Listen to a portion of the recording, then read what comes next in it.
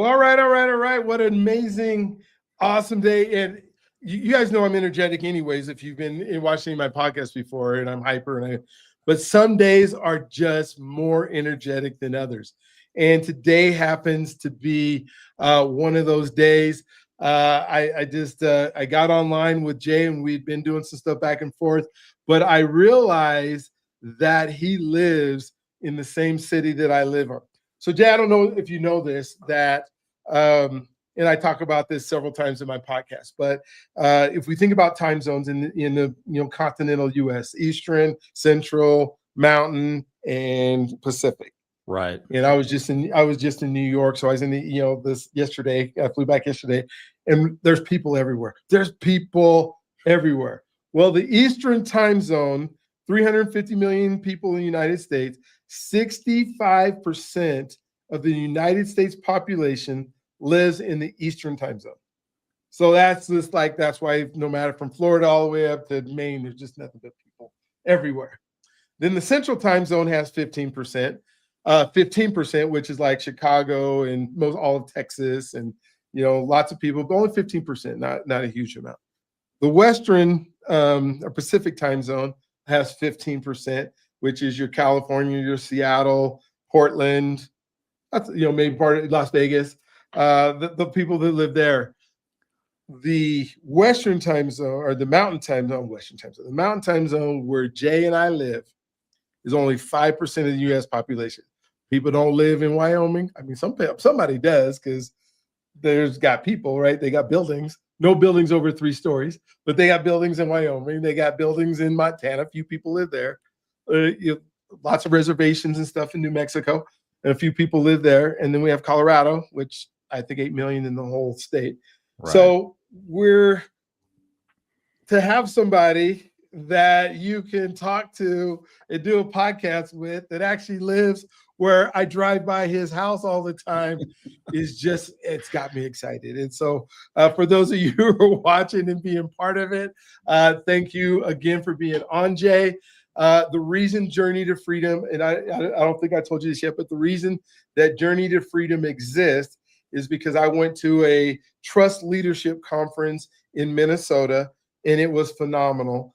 And then I look around the room, and there's 30 folks that look like us, that are people of color, in the whole 500-person room. And I'm thinking about the information that we're getting, and I think like, why is my community not embarking and getting this same information that can transform and change their lives in a big way? So I fly back to Colorado, and I decide I'm going to start doing some coaching and doing some people around what it means, to understand our past and move into our future, and what can we do. And what I'm looking for, where do I find? I said, I got to take this to my community. And then I was talking to God, and God said, well, I want you to do it with Black men. And I'm like, but I don't want to just talk to Black men. Black men are hard to talk to sometimes. I can't find enough Black men. He said, no, this is what I need you to do. And then so in 2024, I said, okay, I'm going to interview 100 Black men that are successful in their own right from all around the country, and see what we can get going. And it has been phenomenal. We're at about 200 something episodes now. The people that I've had on have just been incredible. I used to say it doesn't matter. It doesn't matter how anybody looks. I don't need to see other people that look like me doing the thing at all. I got this. I got to college. I went to Cherry Creek High School, so I graduated here in Colorado, grew up here. I don't need to see it. But then I go to this event, Jay, and I'm counting how many people are in the room. So that tells me I care. Oh, and I ask other people who go to things, and they count too. So we care. But I can't wait to have this conversation with you. Journey to Freedom. I took a group of men to Alabama that were from the Denver, Colorado metro area, 18 men. I think 2 of them were out of state, that we went to do the civil rights tour. And you're from Louisiana, and learned all about, some of the South. And oh my gosh, it's a different world. And you know that now because you came from there and you're here. Oh my gosh, but to be able to talk to somebody. So thank you, Jay, for being on. I've asked Jay to tell his story like I do all the other folks that come on. And we get to know him, and then we're going to chop it up with some really cool questions after that. So thank you for being on. You're up. Dr. B, thank you. It is an honor to be here with you, and I was really excited to find out that, we're in the same area code. So that was really exciting, and I'm looking forward to connecting with you in person. And I'm telling you, those stats that you dropped about the population in the different time zones, I didn't really know it in that way, but I knew it in the sense that every time I get on the phone with somebody, they're not in the mountain time zone. So I Mhm. 100% get it. But thank you so much for having me on your show. And yeah, I'm excited to tell a little bit about myself. I am, born and raised primarily in the South. Was born in Texas, in El Paso. My dad was in the Army, and and then lived in Texas, Louisiana, did a little time out on the East Coast, and then back to Louisiana and Texas. So when people ask me where I'm from, I'm a Southern kid, and my roots are deep in that Louisiana and Texas area. I went to LSU. So I love my college sports, specifically my college football. Um, I have worked primarily in corporate spaces, and you talk about going to events where you don't see a lot of faces that look like ours. The latter part of my corporate career, I worked in aviation, and more specifically business aviation, and that is Mm. 100% a space where you don't see a lot of people that look like us. I went to an event in Washington D.C. that was, it was a conference, and I walked in there. There's probably 150 people in this room, and it took me a few minutes to find someone else who, a person of color, another black man. There was only two women of any color in the room, so it was definitely a homogenous space. Um, I ended my career in corporate America with the title of Vice President of Diversity, Equity, and Inclusion. I I'll tell you, I've spent my entire career in finance and accounting, and I right after George Floyd, the company that I was working for made the choice that they were going to start a DE&I program, and I became the VP of Diversity, Equity, and Inclusion, and then. As you know, recently, all of those things have been changing and being walked back. And I left there, and I've started my own business. I'm a fractional CFO, so I have the opportunity to work with small business owners and give them some of the same strategies and techniques that big businesses use, but small businesses typically can't afford. I have my own podcast that is called Just Human. And, in that space, I spend a lot of time talking about leadership and personal growth and culture. And I'm working on a book of the same title called Just Human. And the subtitle is Rediscovering Our Shared Humanity. But I'll tell you, I struggle sometimes with a little bit of imposter syndrome because most accountants are not writing books. So that's a little bit about myself. But I'm really really pleased and excited to have this conversation with you today. Oh, cool.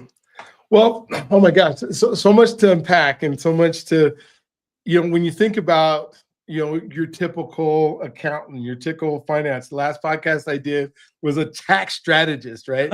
And you think of the humanness of, just relationships and how they connect and interact, and you think them more on like the engineer side. Right. One of the things that I said is, I got my master's in educational technology. And when I was started teaching at the university, everybody thought I was like into computer science. well, I can't program anything, nor would I want to. Or, mine was all on the side of application, like, let me show you how to use this to your best advantage. That's what I'm good at because I'm good at relationships. Yes. And, now that I'm doing AI stuff and I do AI summits, I was on a podcast, well, somebody's podcast, I think last 2 weeks ago, and they're like, well, you're not an AI expert.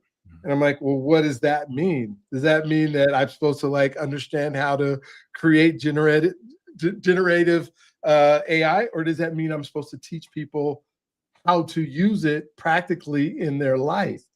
And so I love the fact that, you said like the human side of accounting and what you did, and then you get switched over to the VP of diversity, equity, and inclusion, and then you go, wait a minute, what are they putting me into that is going to be this political? And you probably there's no way of knowing at that time Right. that it was going to end up the way it is right now.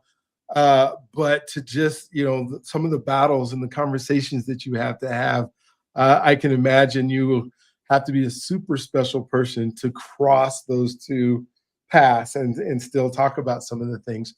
So what I would like to do is, as my first official question, I guess, to you, which is one that I ask most of my guests anyways, but at the same time, yours is probably going to be a little bit different, because when we talk about identity and who we are, and you being, in the finance side of it and that kind of stuff, and probably very organized, and everything's in the right place. And how did that grow? I mean, what is it that you believed about what you could do, what you couldn't do, and in the fights you might have had going into doing some of this stuff to get to the positions that you were at? Did your identity have to switch? Yeah, talk to me about identity. I know that was a lot. Yeah.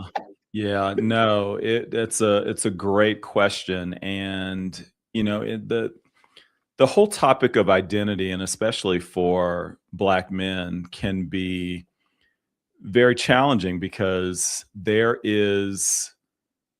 can become very easy for us to believe the narratives that we see on TV and that other people place on us. And it's going to a major university where, again, at the time that I was going, there wasn't a ton of students that looked like me. You're walking in the classrooms for accounting and for finance and all of these other business classes. And you start to become very used to that exercise of ignoring all of the eyes on you, and and trying to fight the fact that there's people that are questioning that, well, why is this person here?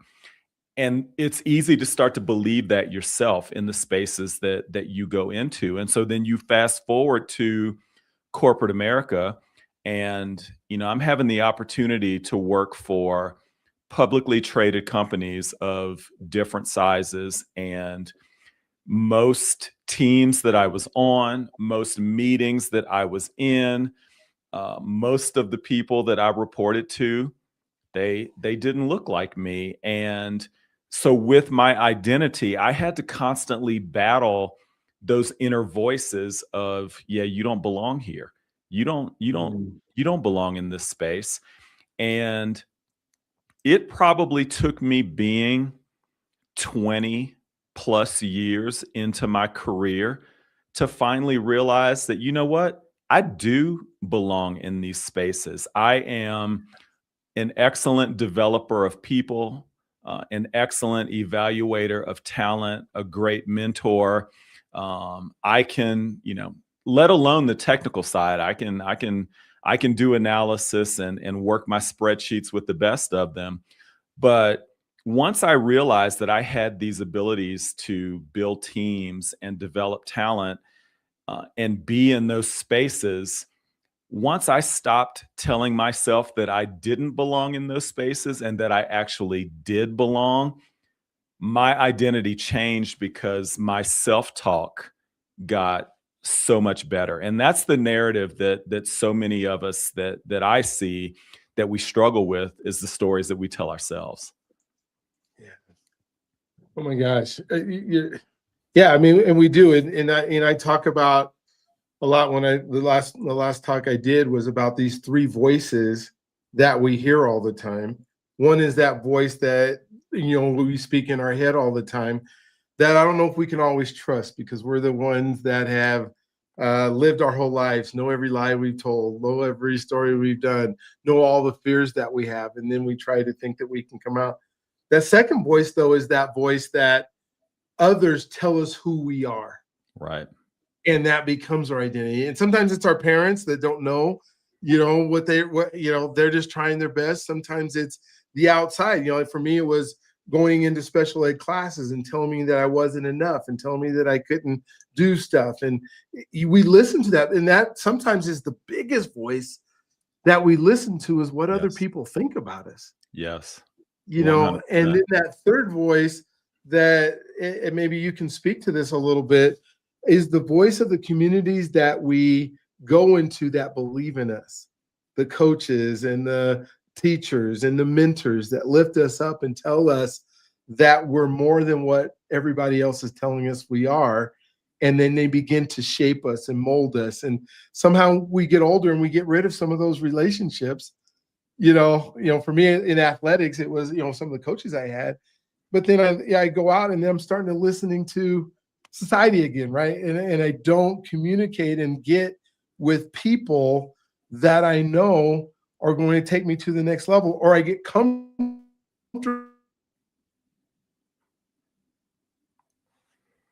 New relationships, new, folks that are at that next level that I want to get to.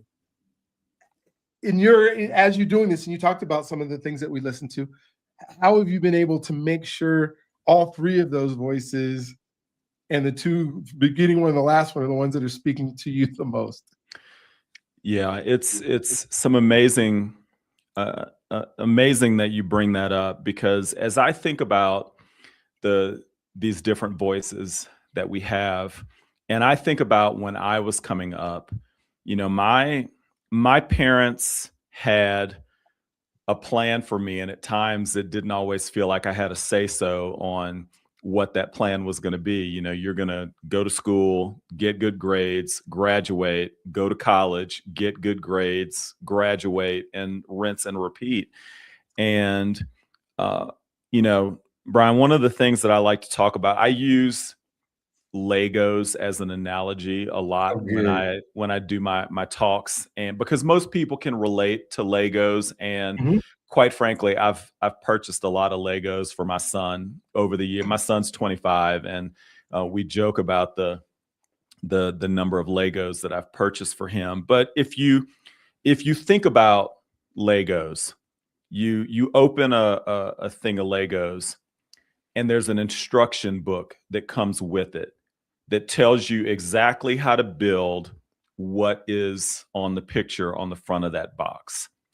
And sometimes the voices that we hear are like that instruction manual that are telling us, this is what your life needs to look like. Go put it together. Go make that happen. And for myself, and I think for many of us, we follow that path that other people have created for us. And we might have an inner dialogue that is doubtful of our ability to do that, or maybe even doubtful of our desire to follow that particular path. But then those are the voices that we've had. Now, then, if you're fortunate, and I was very fortunate, I've had some great mentors over in my life and in my career. You get some folks who begin to speak into your life and give you the vision that you could do other things. And so, for me, I just turned 60 years old, and I never would have thought that at the age of 60 that I'm running my own business. I figured that I would be retiring from big corporate at the appropriate time, but now I'm having the time of my life building my own business and supporting other small business owners based on the fact that I had other people speaking into my life. And I sort of equate that to taking the instruction manual to those Legos and throwing it away. And now you just got a pile and you get to build whatever you want. You Mhm. make of your life what you want from the pieces that you've got in front of you. Oh gosh, I love that. Such a good way of saying that. We have boxes of Legos for my grandkids. Now, you're gonna love this, right? What month were you born? I was born in November. November. So you're gonna turn 61 in November, next November. Or Yeah, I yeah, because literally you just turned just 60. turned 60 a week ago. Gotcha. Happy birthday. Thank you. So Appreciate it. I turned 60 in March. Okay. So so I'm a few months older than you, not much. But to think of, like, we have this big bag of Legos for our grandkids, and it is just dive in. But now the grandkids are asking for these kits, right? The Yep. ones that are telling you meticulously where you got to put this piece. And then they get frustrated depending on their age, and then they throw it down. But the analogy of, wait a minute, here are all the pieces, you get to make the choices. Yes. That the world can't decide for you to make whatever this beautiful picture is. I think is just so, oh man, so incredibly amazing. So, oh, this is kind of cool because you grew up the exact same time I did. Not just a little bit the exact time, but the exact time. You Exact. probably, yeah, you graduated in 83 or 84? 83. 83, yeah. So literally the exact same time, the exact same music, the exact same everything. So when you started your thing in corporate America, and all the things that we were taught about how we had to act and how we had to be better and all those things that were put in, when you started, did you have this belief in you that you would end up someday being the VP, or did you think, hey, wait a minute, this path may be too much for me, or it wasn't even a thought? I just got to go to work and support my family. Well, Yeah, honestly, at that time, I was so focused on trying to do the best possible job that I could do at that time. I think that early on in my career, I did not have the confidence in myself to think about myself being in those executive spaces. I was just focused on, going from financial analyst 1 to financial analyst 2 to 3. I wasn't thinking about one day becoming a manager and then a team leader and a director and then senior. I wasn't thinking about those things until later, and I started to have those people that were speaking into my life and helping me to realize. I'll tell you, I was thinking about a great mentor that I had. This was a woman that I worked for at another company, and I was on her team, and I was really happy with the work that I was doing. I was good at it. It was a fun place to work. She was a great boss. And one day she called me in her office, which wasn't unusual, so I didn't stress out over it. But she called me in and she said, "Jay, hey, close the door." So then I started to get a little bit anxious at that point in time. So I closed the door, and she said, "Hey, you're going to get a phone call today from a recruiter. I'm going to need you to take that phone call." And oh my, I'm oh, like, "Wait, what? Are you kicking me out? Am I getting you get rid of fired?" me? Yeah. Yeah.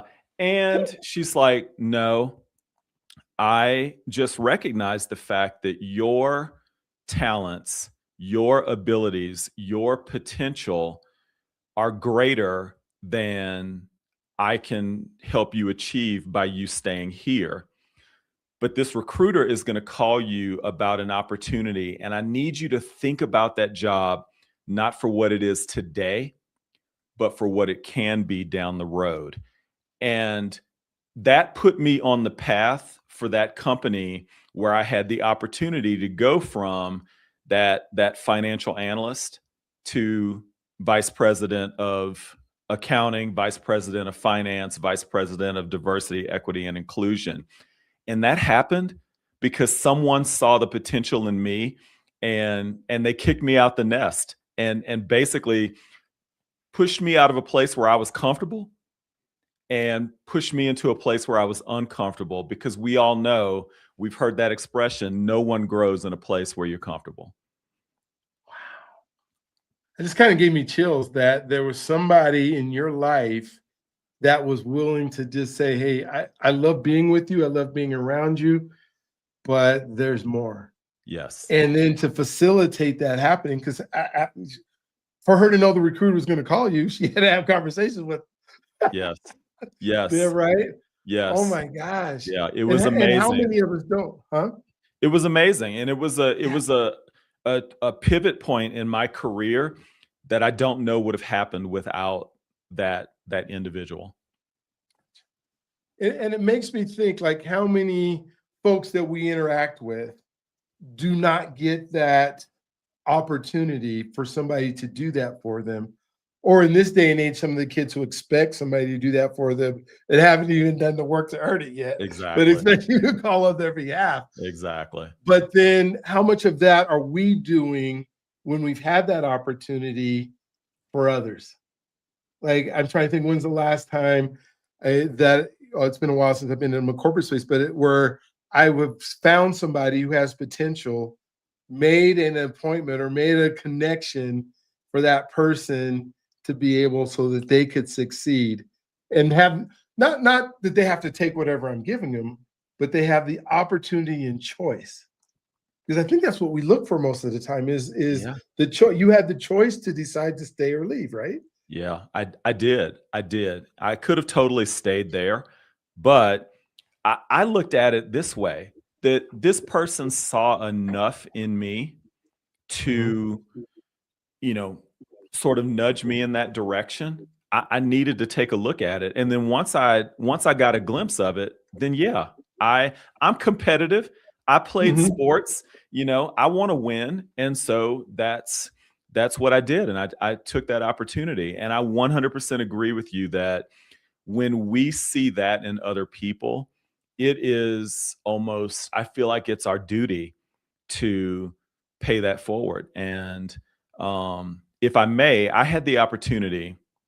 I have a person who she's actually still a part of my team now. She works with me in my company today. But years ago, during the pandemic, when I was still working for that other company, and I needed to fill a manager position.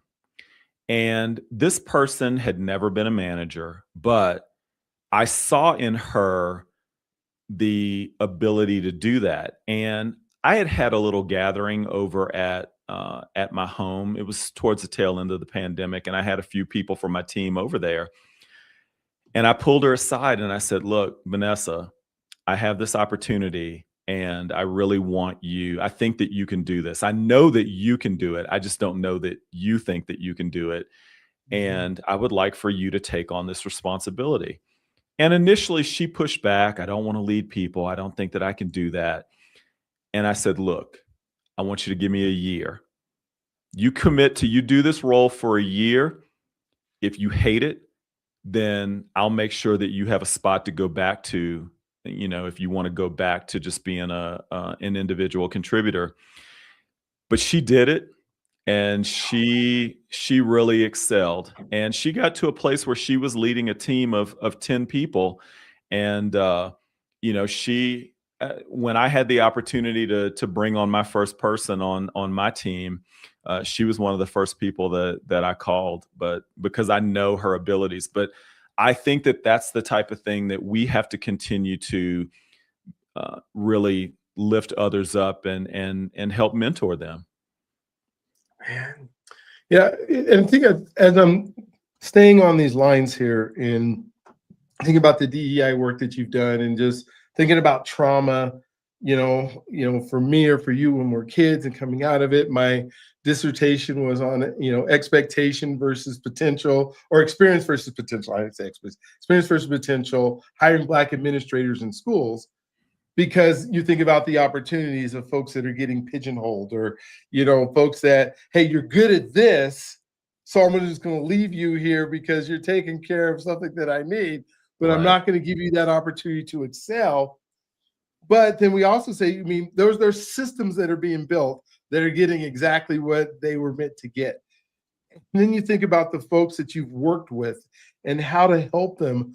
What are some of the things that you've been able either to create through experience or create through understanding to help people further their potential that may not have those experiences because they weren't given the opportunity to get those experiences? Yeah, absolutely. Number one is, I feel that as leaders, if we have the opportunity to lead a team, or even it can be a community group, it can be a nonprofit, whatever the role that you're in, that you have the opportunity to lead, I think that as leaders, we have to come from a place of utmost humility and recognize that just because I may be the leader of this team, this work group, this division, doesn't mean that I have to have all of the answers.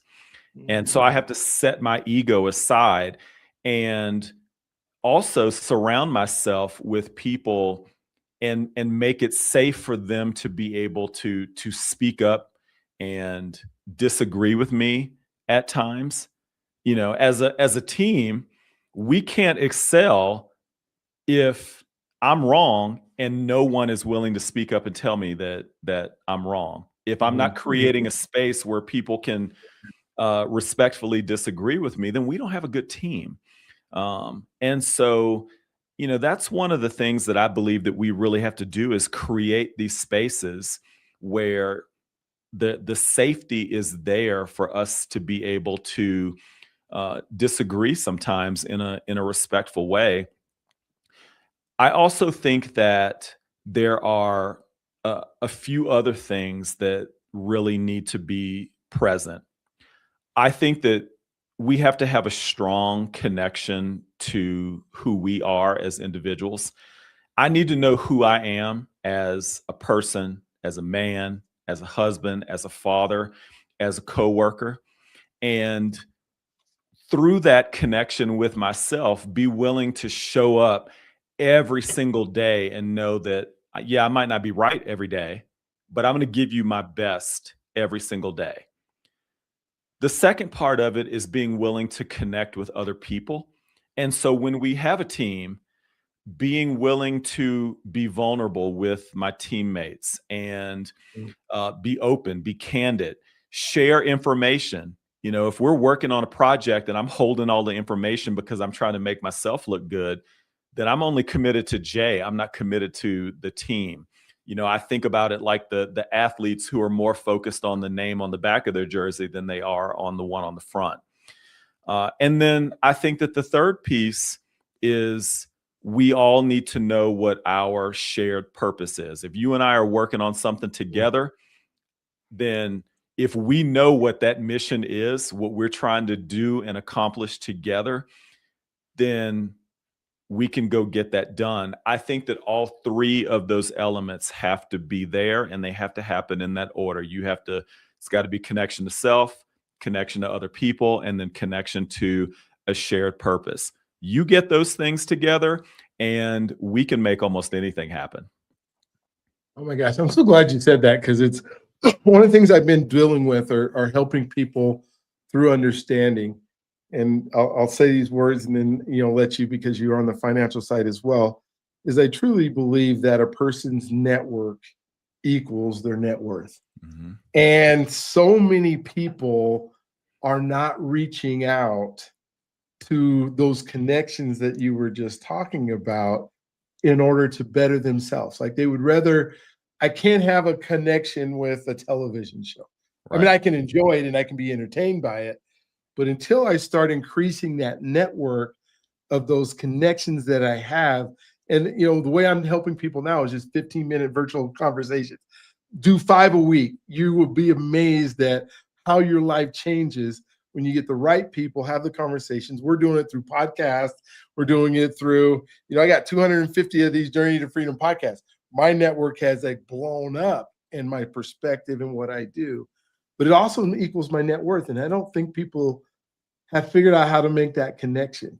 Maybe you can help me with your experience and your connection of how important it is not to wait for somebody. Like the mentor's not going to knock on your door and say, hey, I want to mentor you today and I want to help you get to where you want to go, right? That isn't the everyday occurrence. Yeah. But for us to go out and seek, I mean, how many people have you turned down that have said, hey, I really, really need your help. Can you meet with me 15 minutes, a week or a month in order for me to be better? Like, are Yeah. you turning those people down? It is not happening very often, if at all. And I will tell you that, I think that what you said is 100% true, but you're right. We can't sit back and wait. Yeah, occasionally that might happen where someone's going to cross your path and they're going to see something, but the likelihood of the timing of you being ready and that person being ready at the exact same point in time, that's rare. And I truly believe that if we want to accomplish things, we want to grow our network, we want to learn some new things, you got to go out and ask. You have to, and not be afraid to ask. Now, I will tell you that this is not something that I was good at early on in my career. And I think that's the difference, that as we get to a certain point in time in our age on this journey, that we gain wisdom if we're doing things the right way. And I recognize that, you know what? I am not afraid to shoot my shot. If I have the Mhm. opportunity to ask someone a question, hey, can I get 15 minutes of your time? Um, hey, let's connect for dinner. Let's connect for lunch. I'm asking, what's the worst thing that's going to happen? Someone tells me no, that they don't want to do it. Well, then I move on to the next person. It's not going to destroy my life because that person said no. And more times than not, they're going to say yes. But, there was you mentioned TV shows. There was a TV show that I was watching, my wife and I were watching not too long ago. And there was a character in there that had this silly expression, but it was really insightful. Don't ask, don't get. And basically all Mm. she's saying is that if you don't ask, you're never going to get it. And so the other side of that is true, is that, more often than not, if you ask the question, and especially you ask the right person, you're going to have the opportunity to receive. Yeah, I would love to challenge people to make those, especially with technology today. I would say if you can do 5, new associations, new network people every week for 15 minutes, one a day, 5 days a week, or 5 in one day, however you do it, and go 90 days and tell me your life isn't significantly different in what you have the ability to achieve. Obviously based on the people you pick. I don't want Right. you to go pick people that are at the same level you are or below the Right. level you are, because that's easy. I can go find some. I could walk outside right now and go to the train station and find somebody that's sitting on the stool that will talk to me for hours because he Right. hasn't talked to anybody, right? Right. But if you strategically pick people, maybe the best of the best is something you want to do, or the top 10 people, that you just know in your sphere of influence, and reach out and give them a call. Yeah. I want to switch directions real quick, and then we can come back if you want to. Super important to me in these conversations is you alluded to that you are a dad, Yes. and some of the stereotypes or the belief system in our community with dads is that we don't do enough, or that we're not there enough, or that we haven't. And I absolutely don't see that in you. But sometimes I believe we all know how important it is for a child to have a dad in the family. Yes. No matter what. I think it's important. You got to do what you got to do to get there. But I don't think we talk enough about what it means to be a dad and how it changes our lives as we progress through the process of from the time they're born till their time, they're 25 and you're still Right. talking about Legos. So talk Right. to me about what it's meant to be a dad over these years. Man, I tell you, let me start with this. I'm fortunate enough to still have my dad. My dad turns 82 in January, and we didn't always have the greatest of relationships. My dad he was strict. He ran Mhm. a tight ship, but my dad was excellent provider. We never wanted for anything, and the thing that my father modeled for me most was hard work. My dad knew how to work hard. And so that's what was modeled for me. And that's what I focused on, especially early in my career. So then, April of 2000, when my son is born, and now, I'm holding this little guy in my hands, and I don't know what I'm doing. Unlike the Lego box, there's no instruction manual that comes with it. And so, Yeah, yeah. I start modeling what I knew how to do, and that was work hard. And so I'm going to make sure that, we've got the house, the stuff, all the bills are paid, he's not wanting for anything, all the Legos that he wants.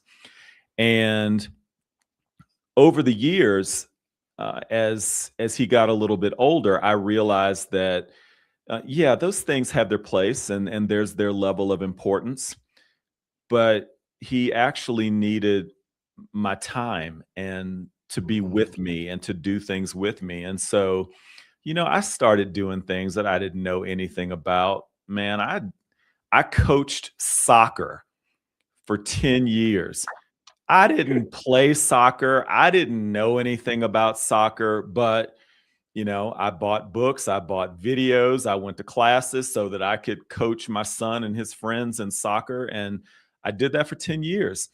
And, now I fast forward to today, and, my son, he lives in Louisiana. He lives down there close to his mom, my ex wife.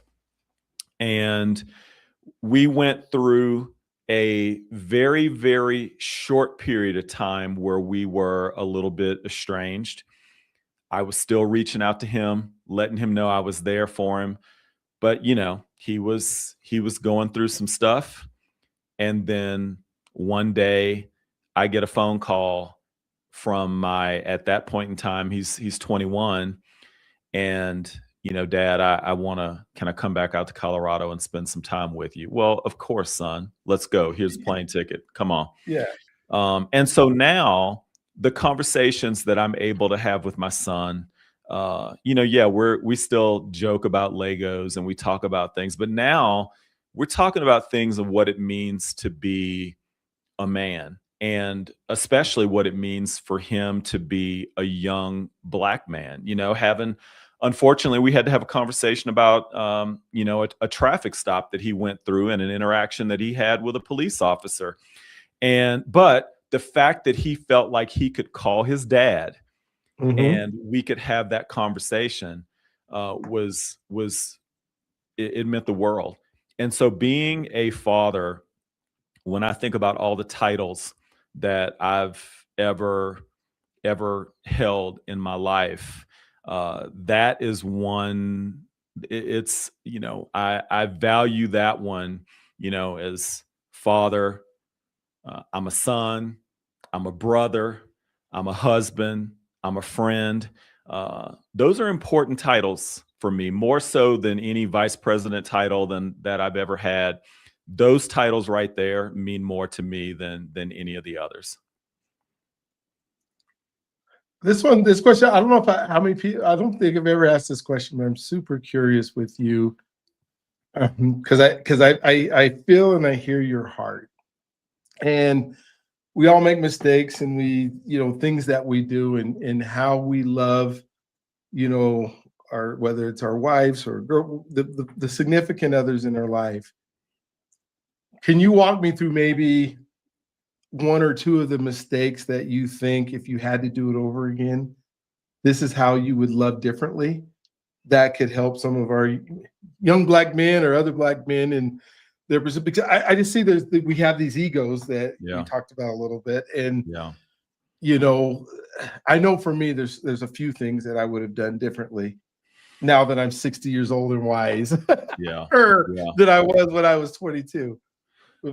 No doubt. I think that, as I was thinking about the conversation that you and I were going to have today, and one of your questions talked about armor, and the armor that we, especially as Black men, wear constantly. We go out in the world, and unfortunately, more often than not, and especially here where we live, because there's not that many of us, but we put on our armor and we go outside. I live in Douglas County, one of probably the most affluent county in Colorado, and I think it's in top 10 in the United States.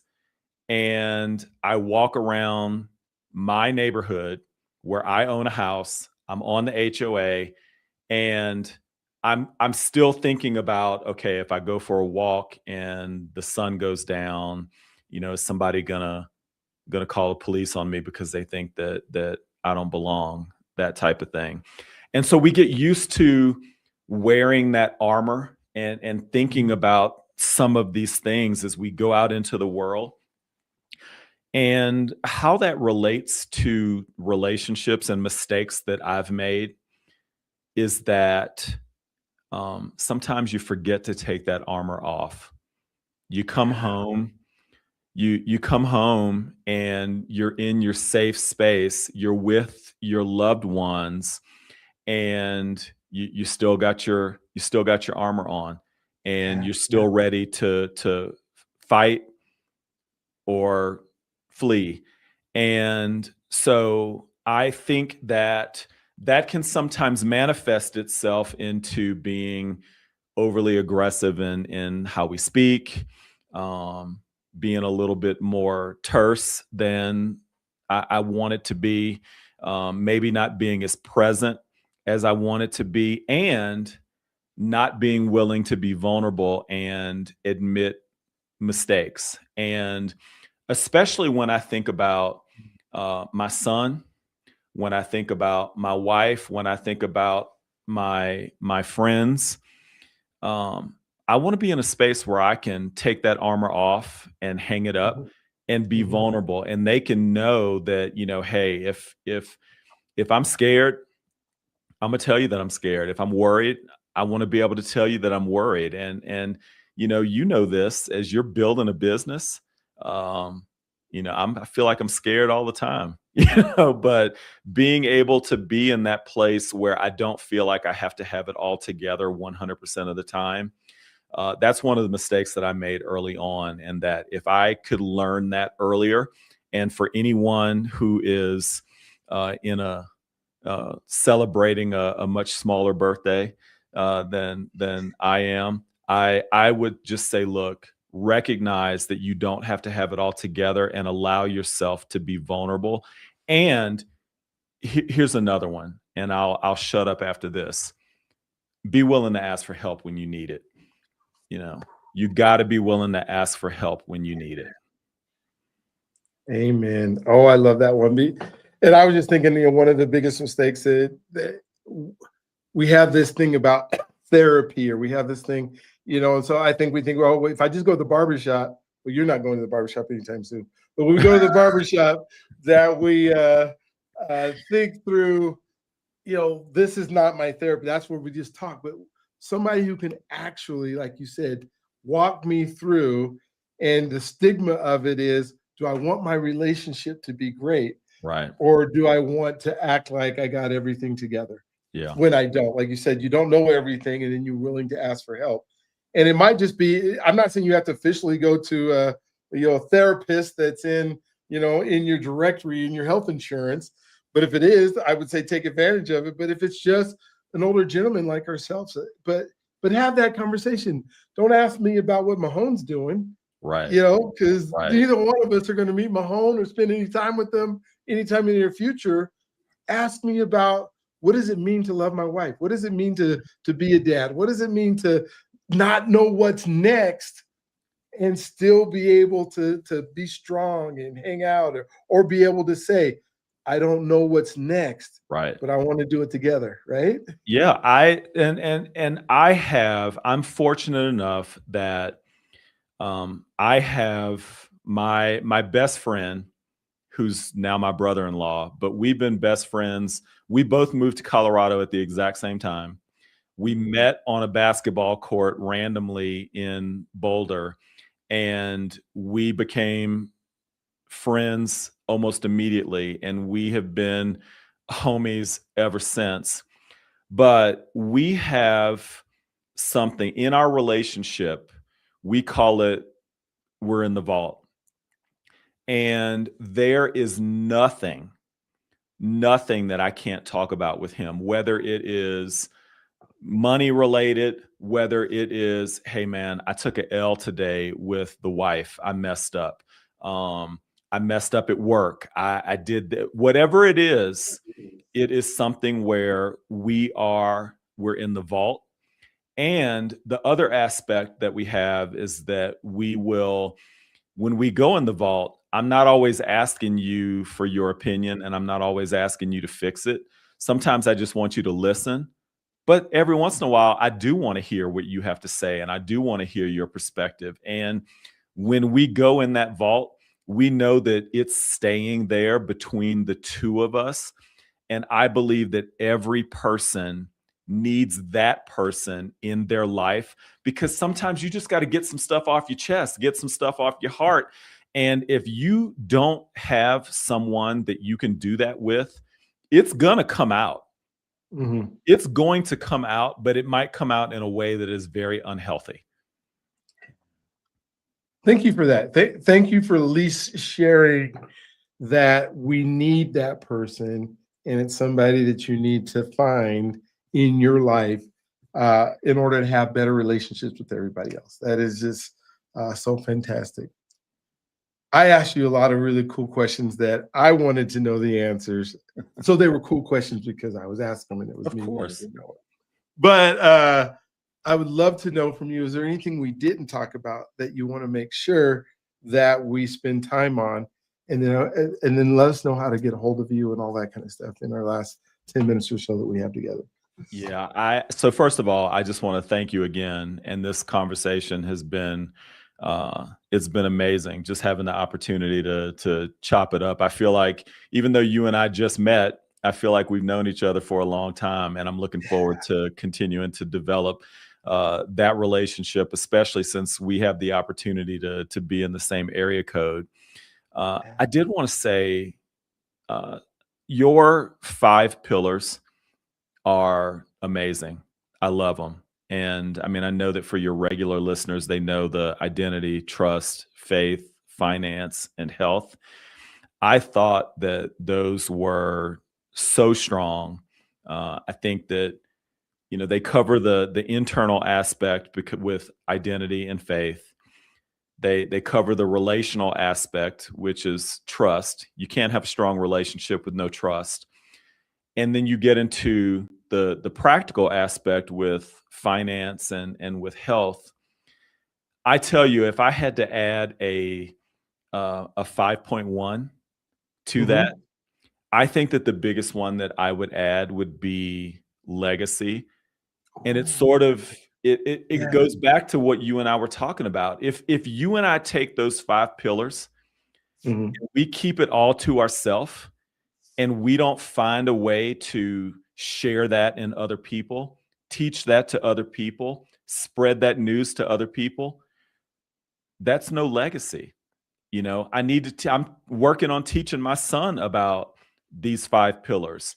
that's part of my legacy. So I am definitely, I love your 5 pillars. The first thing that I thought about was how those translate into the legacy that I leave as a person. So I wanted to add that, and if anybody wants to connect with me, they can reach out on my website, jayboykin.com, and I'm out there on all of the socials, but you can find all of my connections on my website.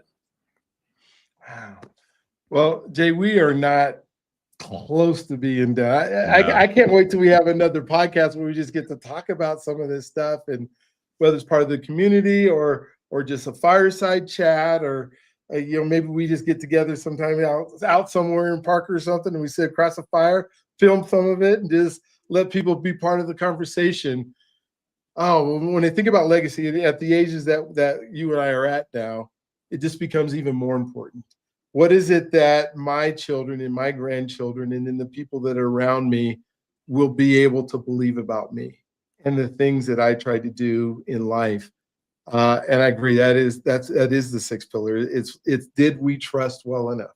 Did we trust the right people? Yeah. Did we learn how to trust when our society told us not to? Yes.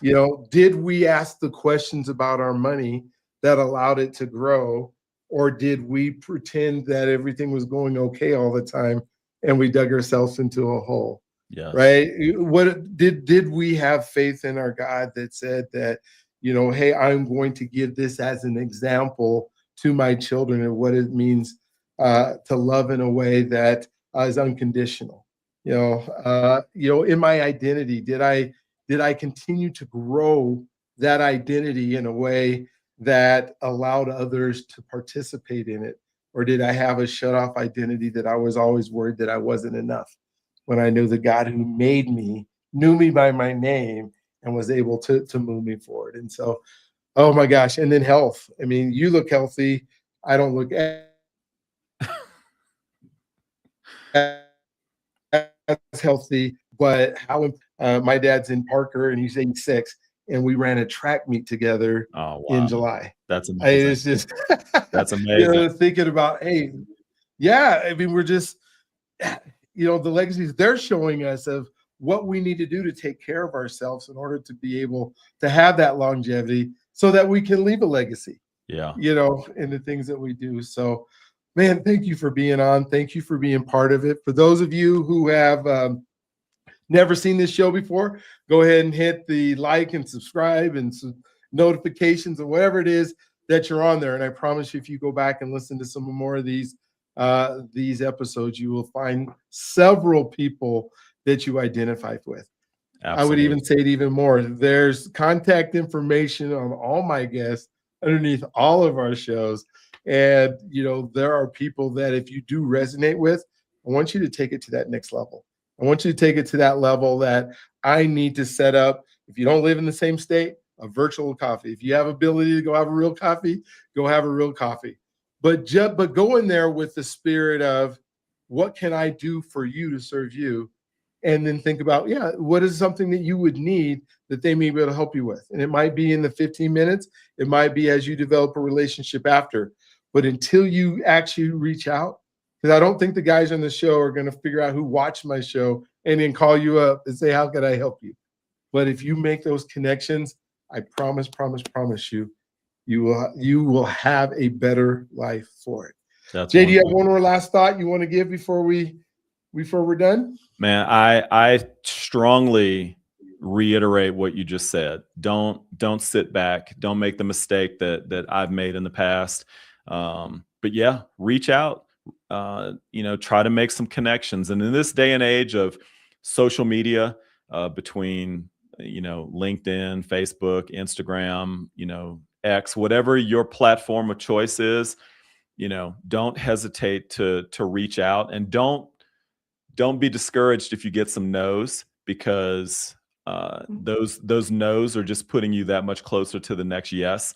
So find those people that can help speak into your life and can help you develop into the person that you want to be. So, I thank you so much for having me on the show, and I'm going to hold you. I really want to get together face to face, because I had an idea pop into my head that I want to talk to you about. Okay, absolutely. Yeah, we'll connect and make sure that happens. And oh man, can't wait. So for those, he said some don'ts. I want you not to forget that, or don't forget that you are God's greatest gift. He loves you if you allow him to. And you, my friend, will look forward to seeing you on the next one. Have an amazing, awesome, just incredible day. Amen.